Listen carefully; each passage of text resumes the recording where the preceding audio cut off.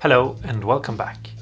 In today's video we are going to revisit my video about rehousing my behringer pedal. Some of you might have seen that I made a video about maybe 2 years ago now, I'm not really sure, where I showed you how I rehoused my behringer pedal. And the thing is, after reading comments and answering questions, I feel like I could have done a better job at explaining things. I didn't really know how to explain things, and part of it is because English is not my first language, and other things is that I do these videos sort of without really scripting them, and I sometimes use words that maybe are not the best words and maybe are confusing. And so I decided that I'm gonna take some extra time and go through what I did a little bit more careful and in a little bit more detail, and hopefully some of the questions that I felt were asked won't be asked again. Not because I don't like talking to anyone or the comments are bad or anything like that, but just I feel like when I'm explaining something and people are asking me things about those things, sometimes it feels like that means that I didn't explain it well enough. So hopefully this time those questions will not show up again. More like they will be answered in this video, hopefully. And hopefully I won't have to make a third video. I will make a third video if it's necessary. I'll make a fourth and a fifth if that's what it takes, because I want to help people out with things. I think it's great to modify your gear and stuff like that, so if I come up with something, I want to share it. I'm not gonna remove the old video. There seems to be people who do understand how I did stuff, and it seems like some people feel like it's helped them, and for that reason I'm gonna leave it up, and hopefully it's still gonna be useful for someone. But if you watch that video and you feel like it just made you more confused, then it's not really helping you. And therefore, we're gonna redo it again, and hopefully this video will be better. I'm gonna do my best to try and make it better. So let's start by looking at the outside and then opening this up and take a closer look at what I actually did. I didn't do anything particularly fancy or strange. I tried to come up with the easiest way to rehouse a behringer pedal that didn't feel like too much work. And that's one of the things that I felt that I probably should have explained better in the first video. I destroyed all my behringer pedals trying to save one of my behringer pedals, and it was kind of a failure, I felt like, for me, because I didn't really want to lose 4 behringer pedals to save one, but that's sort of what happened. And I can go more into details about that in another video if that's something that anyone feels they need to know about, but it's not really that important. I had one pedal where the plastic broke, and I had other pedals that were fine, and I sacrificed them to save the one where the plastic was broken. And it basically just because it was the one I was most fond of, basically. Okay, so the first thing we need to talk about before we open this up is the knobs. These are the original knobs on the pedal. All I've done is that I've sanded them down. If you remove your behringer pedal knobs, they will have a sunk in part that is not as thick as the outer one, sticking down further to reach all the way down to the actual potentiometer. And so all I did was remove this part. Now you can do it with a saw or by sanding it down with a some sort of machine sander. You could even probably cut it off with like a Dremel or something. The point is, you have to make sure that the knob stays the same around the edge, so it doesn't look wonky or weird.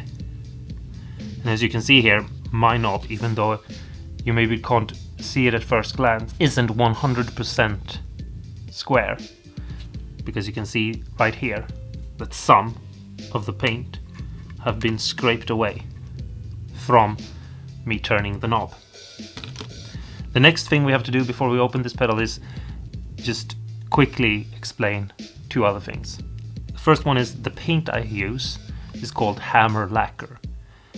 It's called that because it's a lacquer mostly used on things that are gonna get hit by hammers, like an anvil or something like that. And the reason why I use that is mostly because it will most likely not scrape off from your pedal. It will stick there pretty good. The next thing we have to talk about is this switch. If you're looking at this video, you might think that I somehow changed out the electronics and made my Behringer pedal not a buffer bypass but a true bypass, and that's not true. This switch is just connected to where the other switch is connected. It might look like it's true bypass, but it's not. It's the same electronical function in the pedal as it was when it was in a plastic enclosure. It just might look a little bit different. So now let's open up this pedal and see what I did on the inside. Okay, so the first thing is that I made this little thingamajig for the inside of the pedal. And it's basically just a in-between pedals connector cable that I had to cut down to make it fit inside, because I didn't really have any of those thinner cables and I didn't want to go to the store. But basically all it is two cables to an output jack. And the way that it works is that this part here on your jack, the male connector, this is ground. This black ring here is the isolator, and the tip here is the lead. So when you put this on a mono jack, that's what we're using, you have two connections here, and this metal ring here in the middle connects to ground. And so this connection here goes to the ground connection, and that makes this the lead. So I just took the ground connection cable and moved it over to ground on this, and the lead connection over to this. That's all this is. And it was just because on some of the Behringer pedals it seems like it's very easy to remove this part here, which is where you connect. But on some of them it doesn't seem very easy to remove. And I could probably figure out why that is and how you changed that, but I just didn't feel like it was necessary. It meant that the box had to become a little bit bigger, but not that much bigger. I still feel like it works. And I experimented with removing these. On some of the pedals it worked, on others it didn't. And when I said in the other video that I didn't find it worth doing some of the things, I meant removing these are, in my opinion, not really worth doing. It's better to create these connections and just keep these in. Obviously, you decide for yourself. The same thing goes with these potentiometers. You can remove them and you can switch them out, but maybe the Behringer pedal you have will break, or maybe it won't, and I don't really know why. It seems to work on some, it seems to not work on others. So the best thing is probably to leave them in and just be very accurate with where you drill the holes so that they poke through. I hope this made sense to you. The next part is, when you take apart your Behringer pedal, you'll find this tiny little switch. That's the foot switch. It's basically when you press down the pedal and you want the effect of the pedal on or off, this tiny little switch is the one that you're actually pressing on. Now if we turn this around, you will find on the back 4 little connections. That's where the legs of the switch poke through on the underside. You need to just connect 2 wires to your new switch and you can basically use any switch as long as it has this like an on-off function.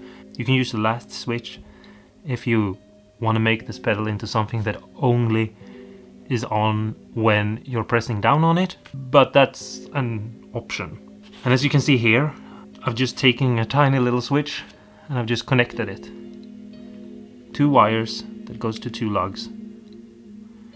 And it's just to make it simple for myself. It doesn't really matter that much.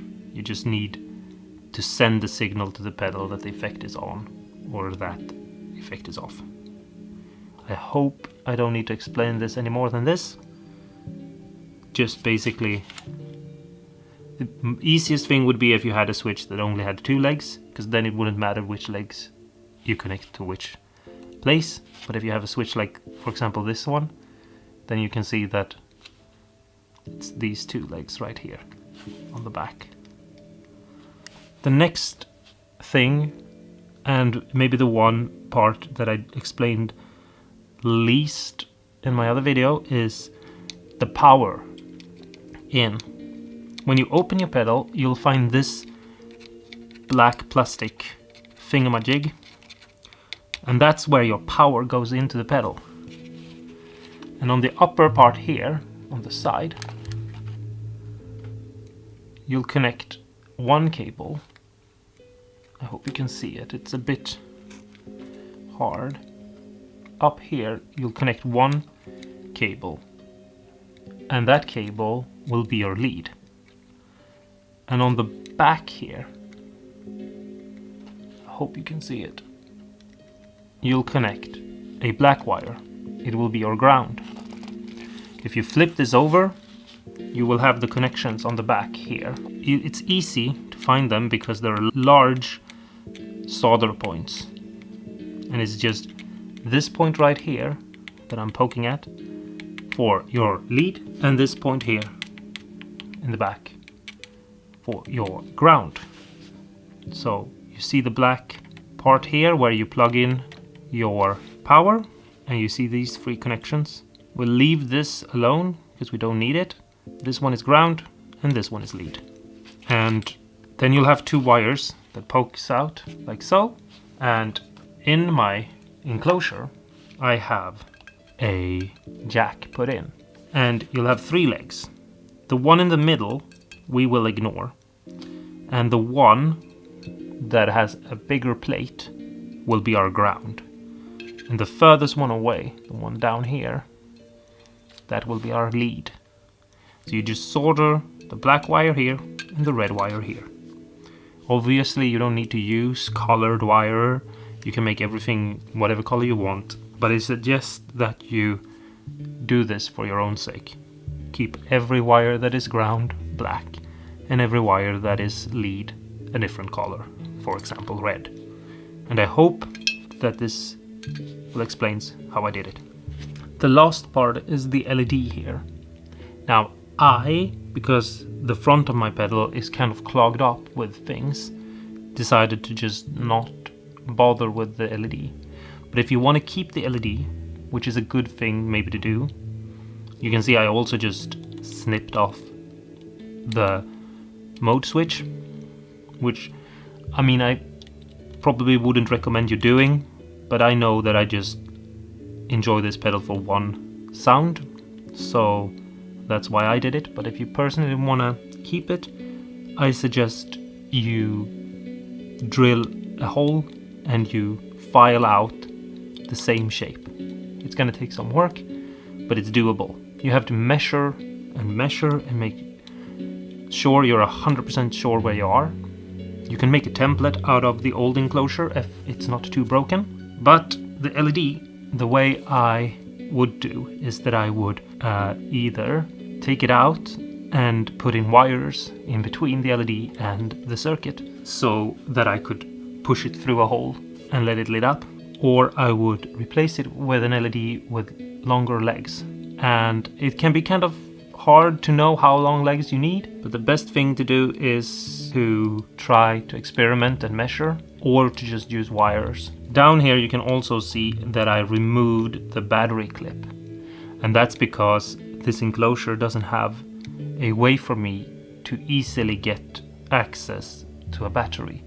So I just removed it and didn't have it, because I felt like having a battery would not be something I would do with this pedal anymore. If you want to, you could obviously make a hole in the enclosure and put in a battery compartment holder, the ones you can buy, but I don't feel like it's necessary. I'm just saying it so you know. Well, there you have it. I hope this helped. I hope I explained things a little bit better than I did the first time. Let me know in the comments below if you have any questions, and I'll do my best to answer them. I still stand by a lot of the things I said in the last video about maybe buying pedal kits instead. I'm gonna leave links to the two companies where I buy my pedal kits. I have no affiliations with them. I just think that it's actually a lot more fun to make my own pedals with kits than it is to do this. You're gonna have to look for yourself and see if you find the kind of Behringer pedal that you are interested in there, and make a decision for yourself if you wanna invest in making a pedal kit or gamble with taking apart a Behringer pedal. I think that there are pros and cons to both. It is in some cases cheaper to buy the Behringer pedal and try and mod it, but also you might run the risk of not actually making it and ruining a pedal. And if you have to buy two Behringer pedals because you ruined one by destroying the electronics somehow, it might have been better to just buy a pedal kit. You obviously decide for yourself which way you want to go. If you found this video helpful, I would appreciate if you give me a thumbs up. That lets me know that I did the right thing in making a new version of this video and that it wasn't a waste of everyone's time, including my own. And if you're interested in guitar building videos and pedal building and amps and just making up my own weird instruments sometimes even, I would appreciate if you subscribed. You don't have to if you don't want to, but I would appreciate it. Thanks so much for watching, stay awesome and cool, and I'll see you in the next video. Go and build something now, maybe a Behringer pedal.